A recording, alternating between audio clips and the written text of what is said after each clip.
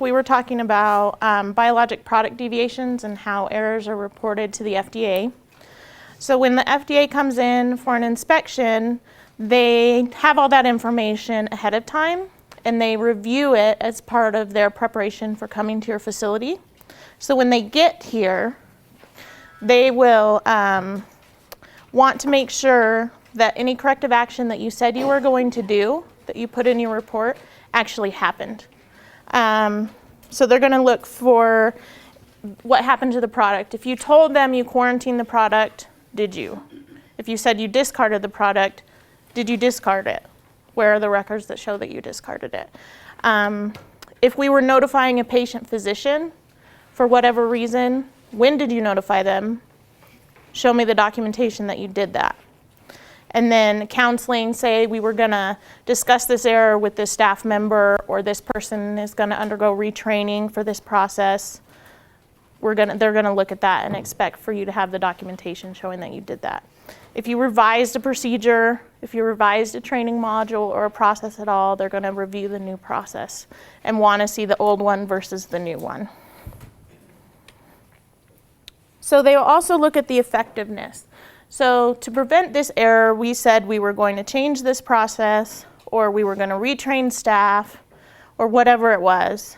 So you did that, did it really work? Or are you having the same issue still? And what are you doing about it? So they'll look at staff, they'll observe people doing their work. Generally, they'll ask for the procedure, they'll read through the procedure, or they'll ask for a copy of it, because most of our procedures are stored electronically, so they'll ask you to print it out. And then they'll go observe the people that are performing that. And they'll generally ask those people questions. They won't ask me, or they won't ask the supervisor or the manager. They'll say, Susie, you're the one doing this. What are you doing?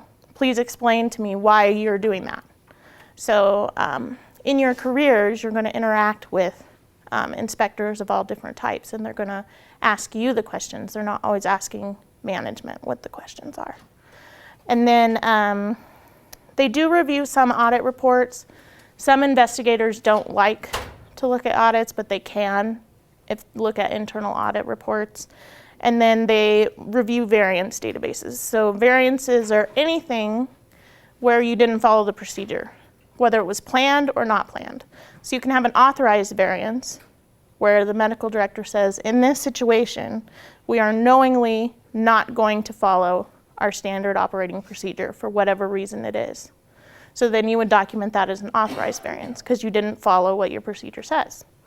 You can have any time you didn't follow your standard procedure, or there was a situation where there was some sort of deviation from normal processes, you want to document that as a variance. So other agencies that inspect laboratories and ARUP, so CMS and CLIA, which we'll talk a little bit more about. Department of Justice can come in, the DEA can come in, the OIG inspects and responds to HIPAA complaints. So if you have any kind of investigations that way, they can come in and you'll interact with them. So there's a lot, or I'm sorry, not the OIG, the OCR is the one that does HIPAA complaints. Nuclear regulatory people, they can all come in. And then you have state inspections as well. So certain states require that you be licensed and registered to do business in that state. So we have to be registered with every state that we do testing for. Mostly the states will accept your CLIA registration and not come in and inspect you. New York is the exception. New York comes in every 2 years and does their own inspection for testing labs that perform any testing for samples that come from New York or a New York provider. So let's talk a little bit about CLIA. Does anybody know? Have you guys heard about CLIA before? So that's the Clinical Laboratory Improvement Amendments, and they are the federal law. They are what governs all clinical laboratories. So all aspects of the laboratory, not just transfusion. So transfusion has to comply with CLIA and FDA regulations, and AABB if they're AABB accredited. They can be found in Title 42 of the CFR. All the FDA stuff we were talking about last week is in Title 21. So this is in Title 42, and the link will get you there. CMS is the agency that is in charge and governs CLIA and does inspections for CLIA. They have the right to come in and inspect and do just like the FDA does. So subjects that are covered by CLIA are somewhat similar to what's covered by the FDA. So they have regulations for organization, personnel, who can do what testing, what type of education do you have to do whatever testing it is, whether it's high complexity, low complexity, way of testing, what type of personnel is allowed to do each type, who qualifies as a supervisor. Those type of regulations are all spelled out in CLIA. They have regulations for equipment, process control, validations. The one thing that is unique to CLIA that is not in the FDA stuff that we talked about last week is proficiency testing. So proficiency testing is required, and that's when you subscribe to some sort of testing where you get an unknown specimen and you do the testing as if it was a patient, and then you're compared to your peers to make sure that you're putting out a quality result.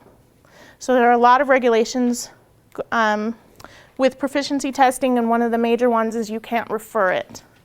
So referred PT is what they call it, and it results in significant fines, and they can bar, just like the FDA bars people, they will suspend the medical director, so the MD that's in charge of your lab, from being a medical director for a certain period of time if you're knowingly or unknowingly referring PT. So that can be an issue if you have a very automated system. So you get in a specimen and you run the assay, and then the standard is for your laboratory that if you get a result higher than such and such, or I automatically send it somewhere else to have that test confirmed or get a follow-up testing. So if your process is very automated, there's a potential that your proficiency testing can automatically slip out of your laboratory. You're not knowingly or willingly referring it, but you referred it. So you can be fined by CMS. It's usually in the millions dollar fines. Your medical director is subject to penalty. That's why it's very important that you set up your process to catch those so that they don't go out. And there are a lot of different agencies that offer proficiency testing, so you can order it through CAP.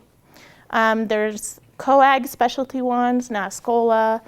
There are a lot of things. There are some agencies in Europe, and sometimes there's nothing available. So you have to do what's called an exchange. So you'll say, hey, Mayo, you're running this test, and we're running this test. Let's exchange specimens and see what we get. So you have to have something, even if there's not a commercial proficiency testing available. So deemed status, this is where an agency like CAP or AABB accreditation is called, they have what's called deemed status. So CLIA will say, if you are CAP accredited, we feel that you have a quality lab and we're not going to come in and inspect you ourselves. So they could still come in if they wanted to. If they had a reason that they thought they wanted to come in and look at your laboratory, they could. But generally they don't. So a lot of laboratories have accreditation through another agency which gives them deemed status with CLIA, so they don't have CMS inspectors coming in. So some of those agencies, this is not a comprehensive list by any means, but AABB is one, COLA, the Joint Commission, and there is one for histocompatibility testing that also has deemed status. A lot of laboratories use the College of American Pathologists, which is CAP. So their goal, like anyone else, is to improve the quality of the laboratory, and they do that through peer review and education. So the main difference between a government inspection like CMS or FDA versus CAP inspections is it's the peers. So whenever you're accredited by CAP, you are required to go and inspect other laboratories every 2 years.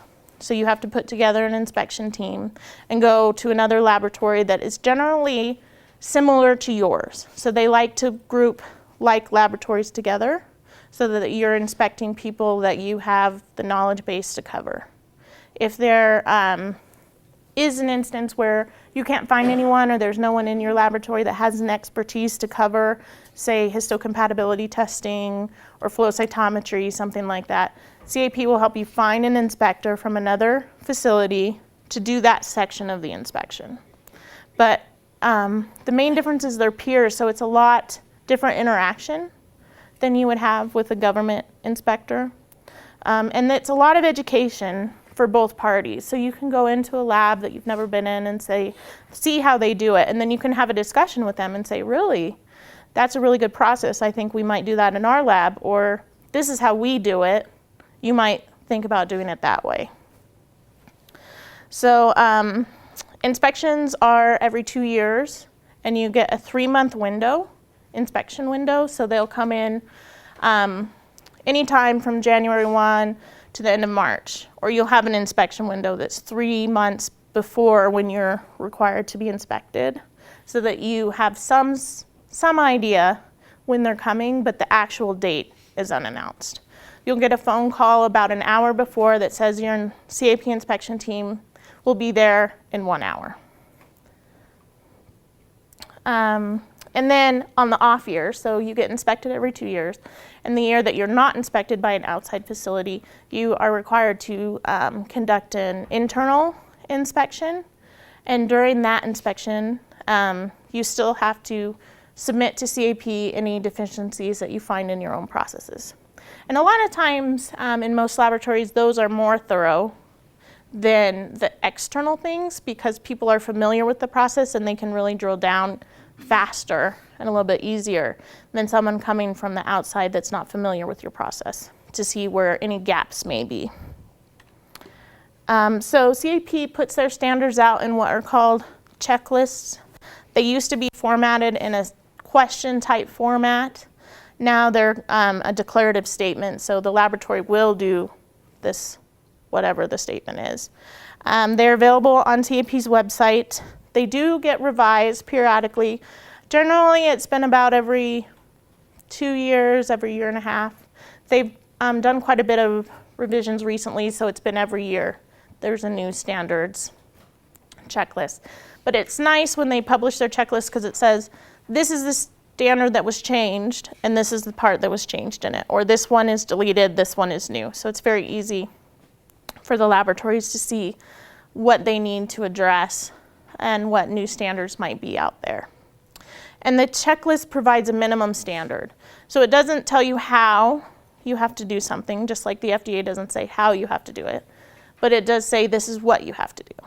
So you can get about something several different ways to meet the standard. You don't have to do it exactly the same as every other laboratory, but you do have to do something to address that particular standard. So again, they're a declarative statement, and then they have a notes section that can provide additional information if needed. And then there's an evidence of compliance, which is for the inspector, that says this is a type of information you should be looking for when you go to the laboratory to show that they really do meet whatever standard this is. So they have 2 different phases of deficiencies in CAP. So phase 1 are usually items that will likely not impact patient care. So they're a little bit less, it's still an issue, but it's not as risky as a phase 2. So you do have to correct the deficiency, but you don't have to provide written proof to CAP that you corrected it. So with phase 2s, they may seriously impact patient care, and you have to correct phase 2 deficiencies, and you have to provide information about how you're going to correct it to CAP. And any uncorrected phase 2 deficiencies can result in your laboratory not being able to renew their accreditation. And if you're not accredited by CMS or any deemed agency, you cannot function as a clinical laboratory. There's also recommendation sections, so that's when someone can come in and say, you know, this process I think meets the standard, but this is how I would improve it. So it is just that. It's just a recommendation. You can say, yes, that's a great idea. I'm going to try that. Or you can say, no, I think my process is fine. I really don't think we need to implement whatever it is that you're suggesting. So you don't have to do anything with recommendations. But a lot of the times, they are quite good suggestions, and you may want to implement part of it, not all of it. Sometimes it's like, no, just because I do it differently than you doesn't mean my process isn't working. So you just kind of take those as an outside voice and implement when you want to. So you can, with CAP, correct deficiencies on site. So if there was something that you can say this particular reagent wasn't properly labeled, you can correct the label. The inspector will still document the deficiency that this you weren't following the labeling standards and that it was corrected on site. So it's still listed as a deficiency for your laboratory, and the next inspectors that come in will know about that. So if you get a list of previous deficiencies when you're an inspector, so you want to check those things because that was obviously a weakness for that laboratory. So you want to make sure that they've corrected whatever those issues were. So the corrected on sites are still listed as deficiencies, but you don't have to respond to them, regardless of if they're phase 1 or phase 2, because you already corrected the issue. So information given to CAP inspectors, they have your activity menu. So that is a generalization of every test that you do. So it doesn't necessarily list the specific method that you're doing for each testing, but it gives you, the inspectors, an idea of what type of testing, the complexity of your laboratory. They look at the volume of testing and how many FTEs, so how many people you have working in your laboratory. They get your organizational charts, list of previous deficiencies, a list of all the equipment that you have in your laboratory, and any issues you had with proficiency testing. So if you put in a survey and you didn't do well compared to the other laboratories that were doing that testing on the same method that you're using, they call that a failed proficiency testing, and they're going to look at your process and see, how did you respond to that? So did you look into the issue? Was it a clerical issue? Did I just transpose some numbers when I was entering the information into the CAP website? Or is there an issue with my testing? And how did we investigate that? So inspectors are peers, so they're laboratorians, and they are only required to do an online training. So the actual inspector type training is not as in-depth as it would be for someone who's an professional inspector that would come from the FDA or CMS, because that is their job. They do inspections all the time. So they're very highly trained and know, they have like a sixth sense. If you have a weakness, or if you give them a stack of 100 pages, they're going to pull out the one page that has a documentation error. They just have that knack about them. So that's a little bit less so with CAP inspectors. So AABB, American Association of Blood Banks, since this is a transfusion kind of lecture, we'll talk about them a little bit. They're also a deemed agency. They only inspect transfusion services. So transfusion service, blood service, and any IRL, the reference laboratories, they'll come in and inspect. So AABB inspectors are also your peers, but they have to go through some specific training. I think it's a 2 or 3 day training every 2 years. And when you go as an AABB inspector, you have to be trained with someone else. So if you're a training inspector, you'll have someone who's a seasoned inspector with you to take you through the first 2 or 3 inspections that you do, and then you'll go and do them by yourselves. So AABB standards very closely mirror the CAP, the Code of Federal Regulations, GMP, and good tissue practices. So the very long, verbose FDA language, the AABB standards are very short and concise. So they take that paragraphs of information and make it very simple for you to understand in the AABB standards.